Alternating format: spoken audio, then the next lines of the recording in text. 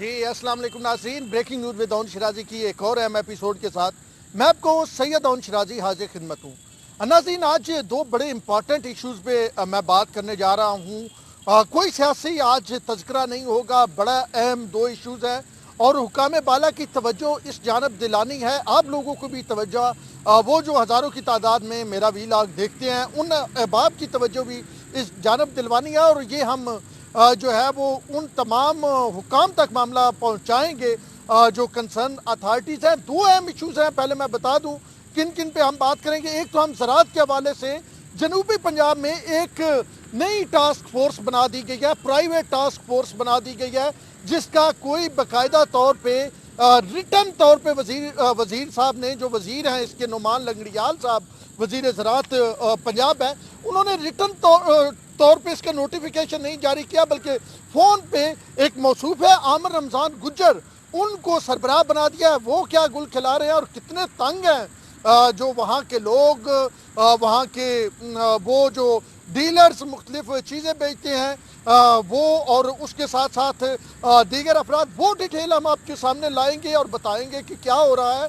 और दूसरा हम बात करेंगे शादी जो मार्किज़ हैं, शादी हाल हैं, उनके मुलाजमीन की, वो भी पाकिस्तानी हैं, वो भी किसी के बच्चे हैं, उनकी भी फैमिलीज़ हैं, उनका भी जो है पेट है, उन्होंने भी खाना है। तो पिछले तकरीबन 4 माह से जो शादी हाल बंद है उनकी वजह से कितने मसाइल हैं और वो बेरोज़गार, हज़ारों की तादाद में लोग बेरोज़गार हो चुके हैं और उनके लिए उनके क्या मसाइल हैं वो हम आपके सामने लाएंगे। सबसे पहले तो जी बात करें नुमान लंगड़ियाल साहब की। नुमान लंगड़ियाल साहब करते ये हैं कि उनका एक मुबैना तौर पे कहा जाता है फ्रंट मैन है आमिर रमज़ान गुज्जर।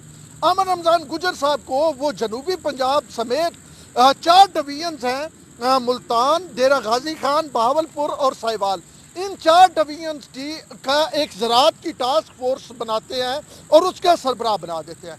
जैसे मैं पहले बता रहा था कि सबसे अहम बात यह कि ये जो टास्क फोर्स बनाई जाती है इसका कोई बाकायदा नोटिफिकेशन नहीं होता, क्योंकि आपको पता है कि सरकारी तौर पे जब भी कोई काम किया जाता है तो उसका नोटिफिकेशन होता है, वो जनाब उसका इंतराज होता है, उसके बाद वो सरकारी उसको बाकायदा सरकारी बैकअप मिलता है। लेकिन ये वज़ीर ज़राअत है नुमान लंगड़ियाल साहब, इन्होंने वो प्राइवेट टास्क फोर्स बना दी। भाई तब्दीली आई हुई है, इस तब्दीली में तो आप जो मर्जी करें, साफ चली शफाफ चली, चलती जा रही है।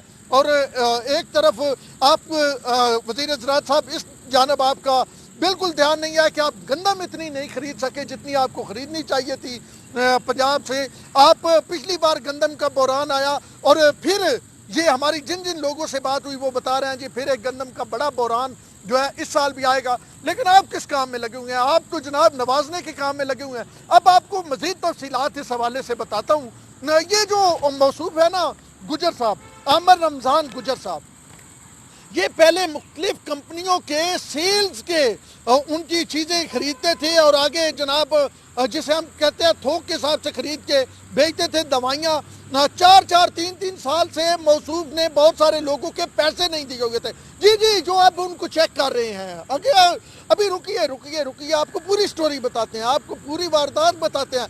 यहाँ पे ये होता है कि एक शख्स एक दिन नादहिंदा होता है और अगले दिन उसी इदारे के सरबराह बन के बैठा होता है। यानी वो पेस्टिसाइड्स कंपनियां जिनके वो नादहिंदा थे, जिनको उन्होंने करोड़ों रुपए देने थे, अब वो उनको चेक कर रहे हैं।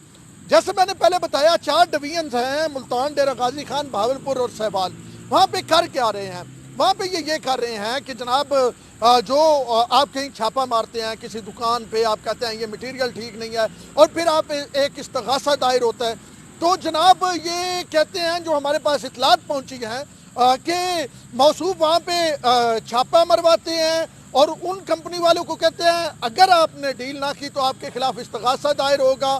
और जो असल सरकारी टास्क फोर्स है उनके लोगों को कहते हैं आपने अभी इस्तगासा दायर नहीं करना। फिर जब इनके साथ डील हो जाती है तो इस्तगासा दायर नहीं होता। और हमें ज़रा ये बता रहे हैं कि इन्होंने बहुत सारे पैसे इकट्ठे किए हैं, बड़ी दिहाड़ियाँ लगाई है और सिर्फ लगाई नहीं है बल्कि लगा रहे हैं, लगाते चले जा रहे हैं। और उसके साथ साथ सिर्फ ये सूरत हाल नहीं है बल्कि ट्रांसफ़र पोस्टिंग, जो इनकी बात नहीं मानता है उसकी ट्रांसफ़र करवा देते हैं।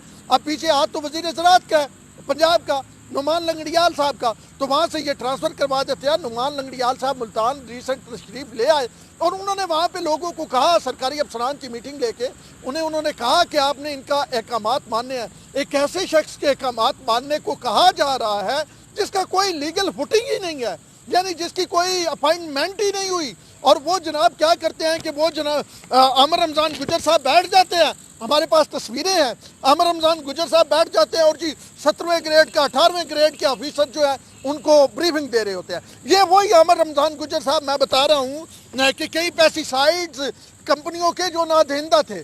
تو یہ صورتحال ہے اس وقت پنجاب میں، یہ چل رہا ہے صاف چلی شفاف چلی، اور یہ میرٹ چل رہا ہے عثمان بزدار صاحب کا کہ ایک شخص کو صرف وزیر کی اس کے، اب دیکھیں نا، اگر تو اس کا لیگل نوٹس ہوا ہوا ہو، یعنی مطلب لیگل نوٹیفیکیشن ہوا ہوا ہو، تو کل اگر اس کی کوئی کرپشن پکڑی جاتی ہے تو وزیر صاحب پکڑے جائیں گے۔ اب جناب بغیر نوٹیفیکیشن کے کام چلتا جا رہا ہے، کسی قسم کا وزیر صاحب کے خلاف بھی کوئی ایکشن نہیں ہوگا۔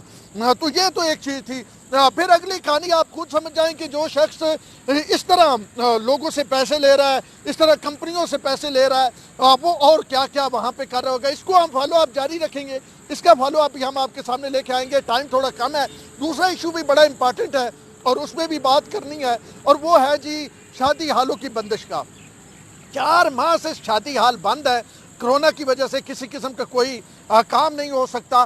تو جناب ہزاروں ملازمین جو ہیں وہ وابستہ ہے صنعت کے ساتھ، اور وہ اب فاقوں کی نوبت آ چکی ہے۔ اب دیکھیں نا، جو مالکان ہیں وہ کب تک، پہلے ہمیں پتہ چلا بہت سارے جو شادی ہال تھے ان کے مالکان نے 2 ماہ تک اپنے ویٹر، صفائی والے، دیگر سٹاف جو ہے اس کو 2 ماہ تک تنخواہیں دی ہیں، لیکن 2 ماہ سے زیادہ وہ کتنی تنخواہیں دے سکتے تھے؟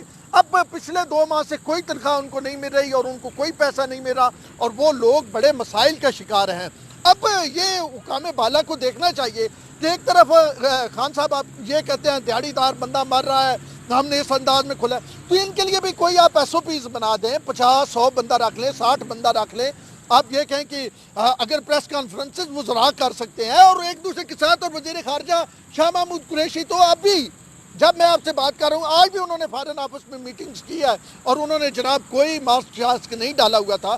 تو جب یہ ہو سکتا ہے، آپ پبلک ٹرانسپورٹ کھول سکتے ہیں ایس او پیز کے تحت، آپ جناب کاروبار کی اجازت دے سکتے ہیں، آپ کہتے ہیں سمارٹ لاک ڈاؤن کرنا ہے، تو جن علاقوں میں کرونا نہیں ہے ان علاقوں میں کم از کم آپ شادی ہالز کھولنے کی اجازت دیں اور ایس او پیز کے تحت دیں۔ میں یہ بالکل نہیں کہہ رہا کہ آپ جناب یہ کہیں کہ جی 100-200 بندہ اکٹھا ہو جائے، آپ یہ رکھ لیں 50 بندے 60 بندے رکھ لیں، کچھ شادی ہال والوں کا سلسلہ چلے۔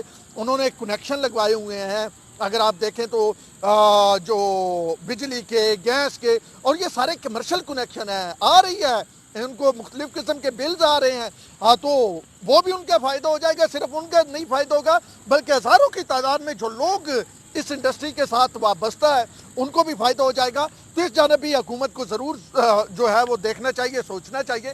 یہ بھی اسی پاکستان کے شہری ہیں، یہ بھی عمران خان صاحب کل فرما رہے تھے کہ وزیر اعظم جو ہوتا ہے وہ ملک کے شہریوں کا باپ ہوتا ہے۔ اب نواز شریف صاحب جب وزیر اعظم تھے، ہم نے دیکھا کہ خان صاحب کیسی کیسی گالیاں دیتے تھے، اور کنٹینر پہ ہم نے خود موجود ہوتے تھے کور کرنے کے لیے، وہاں پہ جب کنٹینر پہ کہتے تھے کہ گریبان سے پکڑ کے جناب باہر کھینچوں گا ان کرپٹوں کو، تو شاید اس وقت خان صاحب کو یہ نہیں پتا تھا کہ وزیر اعظم جو ہیں وہ باپ ہوتے ہیں، تو یہ وزیر اعظم ان کا بھی باپ ہے، کیونکہ وہ شہری، بطور شہری مطلب ان کا بھی باپ ہے۔ لیکن اب خان صاحب کہتے ہیں کہ وزیر اعظم باپ ہوتا ہے، تو خان صاحب اگر وزیر اعظم باپ ہوتا ہے تو یہ آپ کے بچے، یہ بھی آپ کے بچے ہیں، اور آپ جو وہ اشرافیہ والی بات کرتے ہیں اور وہ ساری کہانیاں کہتے ہیں، وہ ساری اپنی جگہ اہم مانتے ہیں، لیکن ان لوگوں کے ساتھ جب آپ نے سارا کاروبار ہی کھول دیا، جب آپ نے اس میں عید پہ تو کمرشل سارا کچھ جناب بڑے بڑے جہاں پہ وہ کیا کہتے ہیں کہ مالز خریداری والے کھول دیے،